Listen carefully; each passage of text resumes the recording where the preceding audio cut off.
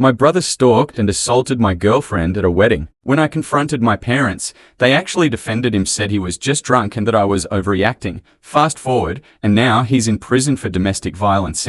Instant my girlfriend, Victoria, 25, entered. Samuel immediately began behaving inappropriately, his actions deeply unsettling her. He practically shoved our mother aside to be the first to embrace Victoria, holding on for an excessively long time until she had to physically pull away. Throughout dinner, he consistently sought pretexts to touch her arm or shoulder, inventing fabricated inside jokes that made no sense given their recent acquaintance. He repeatedly pushed past me to sit next to her, ultimately crossing a boundary by attempting to feed her from his own fork while maintaining intense eye contact. Victoria was clearly uncomfortable but remained polite, as it was our first family gathering and she wished to make a favorable impression. The entire evening, Samuel relentlessly brought up embarrassing childhood stories about me, distorting them to portray me as a pathetic fool. He recounted a completely fabricated narrative about how he supposedly rescued my high school girlfriend from my alleged emotional abuse, which never occurred. Victoria knew these tales were untrue because I had already informed her about my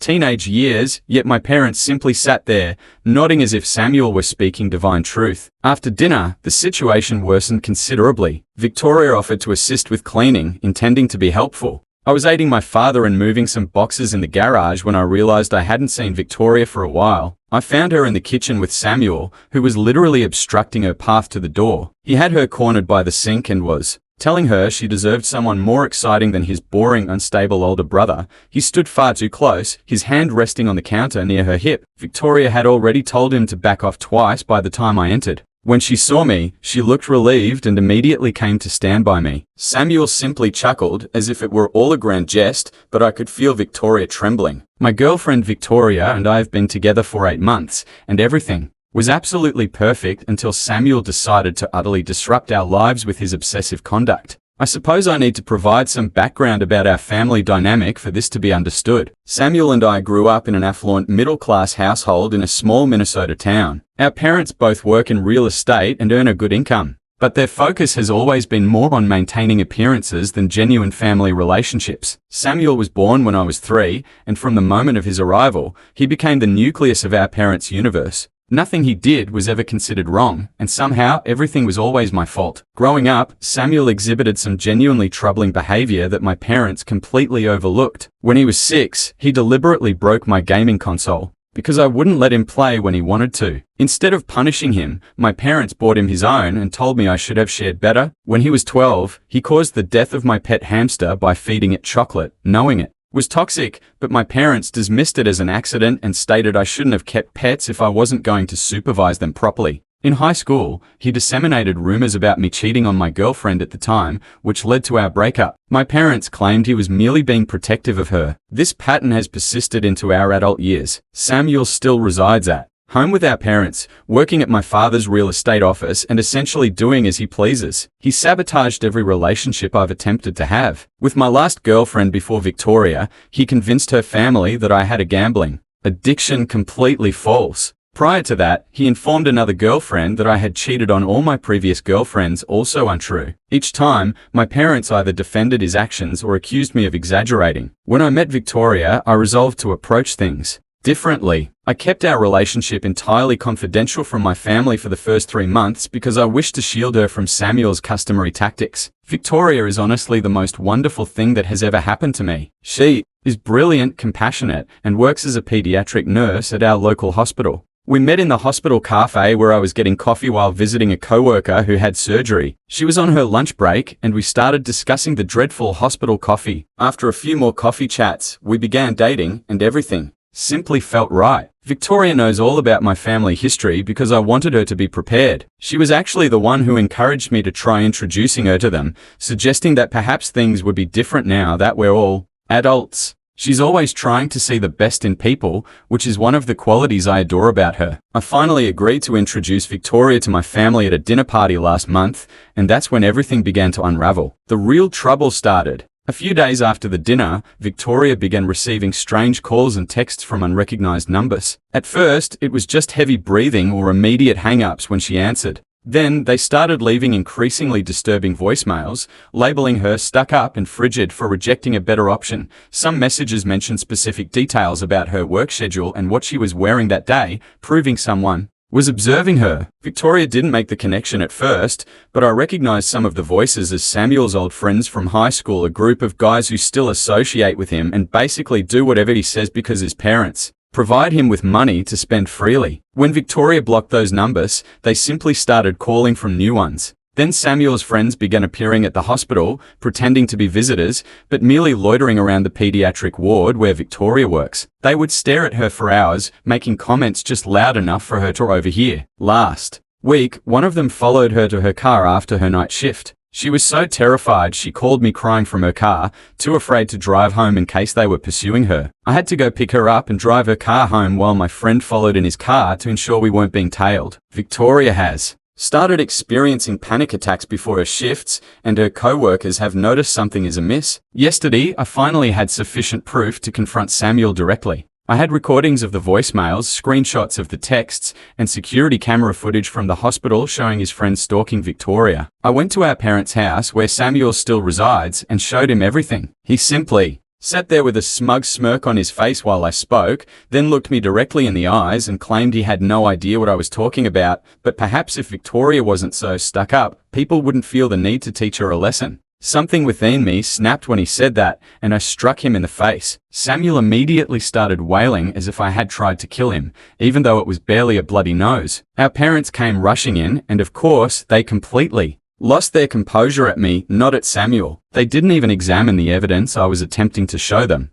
Mum was hysterical about her baby boy being attacked, while Dad was screaming about how I've always been envious of Samuel and needed professional help for my anger issues. When I tried to explain about the harassment, Mum actually stated that Victoria must have led Samuel on at dinner and was now playing the victim because she got caught flirting with him. Dad told me to leave his house and not return until I had apologized to Samuel and gotten my head straight. I'm writing this from Victoria's apartment, where I've been since last night. She's finally fallen asleep in the other room after crying for hours because she's terrified to go to work tomorrow. Her supervisor has been understanding so far, but Victoria is worried she'll lose her job if this keeps escalating. She loves working with the children in the pediatric ward and shouldn't have to give that up because of my disturbed brother. I just don't know what to do anymore. Every time I think Samuel can't sink any lower, he proves me wrong. Our parents are completely enabling his behavior and gaslighting both me and Victoria about what's happening. The police won't do anything without more concrete evidence linking Samuel directly to the harassment. Victoria is living in fear, her job might be at risk, and my family is acting like we're the ones causing problems. Has anyone dealt with something like this? How do I protect Victoria while dealing with my toxic family? Should I be doing more to document everything that's happening? Any advice would be appreciated because I'm at my wit's end here. Update 1. First, I want to express my gratitude to everyone who commented on my original post. Reading all your responses helped me realize how serious this situation truly is, and Victoria and I have been attempting to follow the advice many of you gave about documenting everything and pursuing legal action. Unfortunately, things have only deteriorated over the past 2 weeks, and I need to share what's been happening. We followed the advice about going to the police. Victoria and I spent hours compiling evidence, screenshots of all the threatening texts, recordings of the voicemails, and security footage from the hospital showing Samuel's friends lurking. We also had written statements from 3 of Victoria's co-workers who witnessed the stalking behavior. The police officer we spoke to seemed concerned at first, especially about the workplace harassment, but then everything became complicated. It turns out Samuel's best friend, Tyler, one of the main individuals involved in harassing Victoria, is the son of a local police sergeant. When I mentioned Tyler's name, the officer's entire demeanor shifted. He started saying that without direct proof that Samuel was orchestrating everything, there wasn't much they could do. He suggested that perhaps Victoria was misinterpreting friendly attention from guys who were just hanging around the hospital for legitimate reasons. He even had the audacity to ask if Victoria might have encouraged their attention somehow. We asked to speak to a different officer, preferably a female officer, but they gave us the runaround. Eventually, they said they would issue warnings to the people we could identify from the security footage, but that was the most they could do without concrete evidence of actual threats. It felt like a complete waste of time. My parents' reaction was even worse than I expected. The day after we went to the police, Samuel showed up at their house with a black eye, claiming I had attacked him again. I hadn't even seen him since the night I struck him 2 weeks ago, but of course, my parents immediately believed him. My mum called me crying hysterically about how I was out of control and trying to destroy Samuel's life. She said that going to the police proved I was deliberately trying to ruin his future over a silly misunderstanding. Then my dad called. He was furious. He threatened to cut me off financially, which would have been frightening if I still depended on them. Thankfully, I have a good job in software development and my own apartment. He also threatened to fire me from the family real estate business, forgetting that I've never actually worked there. That's Samuel's job. It really showed how they don't even see me as my own person, just as an extension of Samuel's life. The real calamity occurred last weekend. My mum kept calling and texting, saying they wanted to fix things as a family. She promised that Samuel was sorry about everything and wanted to apologize to both me and Victoria. She said they had talked to him about boundaries and he understood he had been inappropriate. After discussing it with Victoria, we decided to give them one chance to make things right. That was a huge mistake. We arrived at my parents' house for what was supposed to be a family dinner to reconcile. As soon as we walked in, I knew something was wrong. The house was full of people, my parents, Samuel, our aunt and uncle who always take Samuel's side, and worst of all, Tyler and 2 other guys who had been stalking Victoria at work. My mum called it a family intervention. For 2 hours, they all took turns attacking Victoria's character while Samuel sat there looking smug. My mum went on this long rant about how Victoria was obviously jealous of Samuel's good looks and success, and had been flirting with him at dinner that first night. She said Victoria was making up the harassment because she felt guilty about leading Samuel on and was trying to cover her tracks. My aunt suggested that Victoria was probably used to getting attention from guys at work and had misinterpreted friendly behavior as stalking because she had a guilty conscience. Samuel played his part perfectly, acting all sad and confused about why Victoria would invent such horrible lies about him. He kept saying things like how much he had looked forward to having a sister-in-law and how hurt he was that she would try to turn me against him. Tyler and his friends backed him up, swearing they had only gone to the hospital because they were visiting Tyler's sick grandmother, who apparently moves between different floors and departments every day. The worst part was when they started questioning Victoria's mental stability. They brought up how she sometimes works night shifts, suggesting that maybe sleep deprivation was making her paranoid. They talked about how stressful it must be working with sick children, implying that maybe she was projecting her work stress onto innocent interactions with Samuel and his friends. My mum even had the audacity to recommend a therapist who could help Victoria work through a tendency to create drama. Victoria tried to defend herself at first, calmly explaining the harassment and showing them the texts and voicemails again. But they talked over her, dismissed her evidence as misunderstandings, or suggested she had somehow provoked everything. When Tyler started describing in detail what Victoria had been wearing on specific days at work, proving he had been stalking her, my parents acted like this was evidence that Victoria had been trying to attract attention. It all became too much. When they invited Tyler and his friends to join us for dessert, saying they wanted to show us what nice young men they really were, Victoria started having trouble breathing and had to leave the room. When I tried to go after her, my mum grabbed my arm and said it was time for me to choose between my real family and a girl who was obviously unstable and trying to cause problems. I chose Victoria. We left immediately and I haven't spoken to my family since that night. Samuel's friends have grown bolder with their harassment, now spreading rumors at Victoria's workplace about her being mentally unstable and having a history of making false accusations. Her supervisor called her in for a meeting yesterday to discuss concerns about workplace drama. Even though he seemed sympathetic, he warned her that all the disruption was starting to affect her job performance and suggested she might want to consider transferring to a different department or hospital. We've hired a lawyer who is helping us pursue restraining orders, but it's a slow process. Victoria has been looking into positions at other hospitals, and one of her former colleagues has offered to help her get a job at a hospital in a city about 300 miles away. I detest that we're being forced to consider such drastic measures, but I can't stand seeing Victoria so scared and stressed all the time. She cries before every shift now, and she's lost weight because she's too anxious to eat properly. I just don't know what to do anymore. Every attempt to handle this reasonably has backfired. My family is completely delusional, the police are unhelpful, and it feels like Samuel is prevailing. How do you fight back when everyone is determined to believe the worst about you and the best about your abuser? Update 2. I wish I was posting with better news, but everything has completely unraveled after what happened at my cousin Holly's wedding last weekend. I've been trying to process everything for the past few days before writing this update. What was supposed to be a happy family celebration transformed into an absolute nightmare that ended with Samuel in handcuffs and our family permanently fractured. Some context first, Holly has always been the only family member besides my grandfather who saw through Samuel's facade. When we were children, she caught Samuel torturing her cat and informed everyone, but my parents convinced the family that she was fabricating for attention. She's never forgotten that, and she's been firmly on my side throughout this entire situation with Victoria. She even wrote a detailed statement for our lawyer about Samuel's history of troubling behavior. When Holly sent us the wedding invitation, Victoria and I were hesitant to attend, but Holly called us personally and promised that she had only invited Samuel because her parents insisted, and that she had hired extra security specifically to watch him. She also seated us at a table with her husband's family, far away from my parents and Samuel. We thought with all the witnesses around and security present, Samuel wouldn't attempt anything foolish. We were wrong. The ceremony proceeded without issue, mainly because Samuel was occupied as one of the groomsmen. Holly's husband is our cousin on the other side of the family and was unaware of any of the drama. At the reception, everything seemed fine at first. Samuel was sitting at the family table with our parents, and we were across the room with Holly's in-laws. Victoria was finally beginning to relax and enjoy herself for the first time in weeks. Around 9:00 p.m., Victoria went to use the restroom. She'd been gone perhaps 10 minutes when I noticed Samuel was no longer at his table. Something felt wrong, so I went to check on Victoria. As I was walking toward the restrooms, I heard Victoria scream. I started running, and that's when Holly's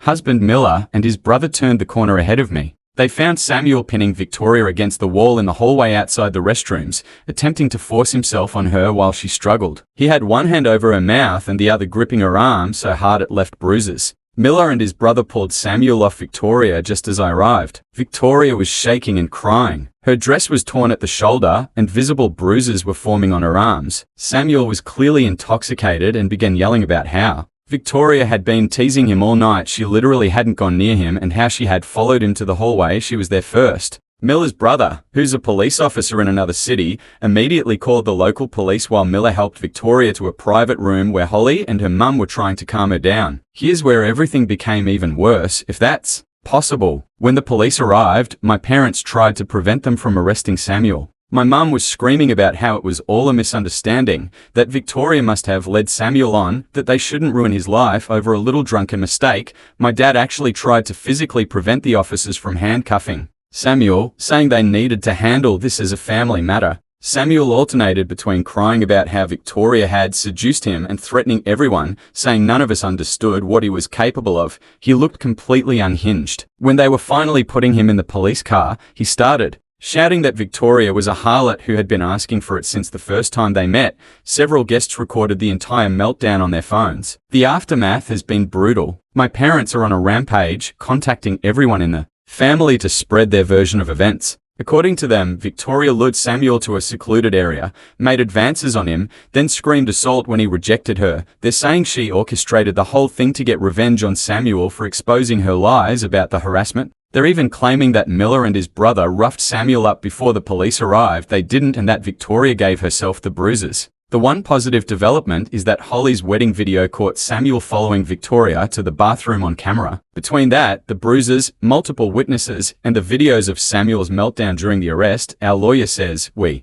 have a solid case. Several relatives who were at the wedding have come forward with statements about Samuel's behavior throughout the night, including him making crude comments about Victoria and following her around the reception. My parents are now threatening to disown me if Victoria doesn't drop the charges. They've been calling and texting non-stop, alternating between guilt trips about destroying the family and threats about ruining my inheritance. They even showed up at my apartment yesterday, causing such a scene that my neighbors called the police. My mum was crying about how I was sending her baby to jail, while my dad threatened to make sure I never work in this state again. Victoria and I have made our decision. She accepted the job offer at the hospital 300 miles away, and I've arranged to work remotely for my company. We're moving at the end of next month. A lot of people might think we're running away, but we just need to get away from all this toxicity and start fresh somewhere else. Holly understands and has promised to keep us updated about any family developments we need to know about. The hardest part in all this is knowing that my family will never admit Samuel needs help. Even after watching him assault someone at a